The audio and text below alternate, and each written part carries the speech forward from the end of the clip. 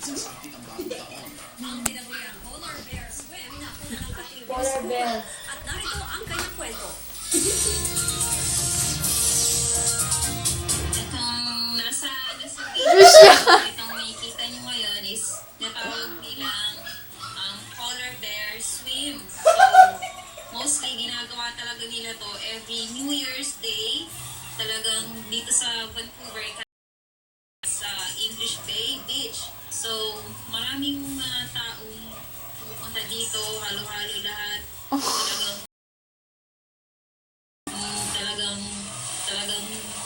matakbo lahat ng mga tao punta sa tubig. Mayroon din mga lifeguards dyan na nagbabantay sa paligid, like every area ng ng dagat. Sobrang saya ng pangyayaring na napanood ko kanina.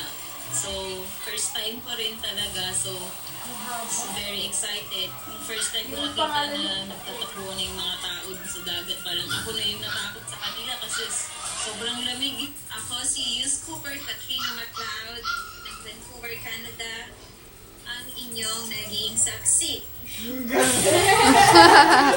Saksi, bukod sa mga video at litrato, Ang haba! Ang galing. pwede rin patala sa Yusko pangkuha sa inyong sarili habang kinukwento ang inyong nasaksihan.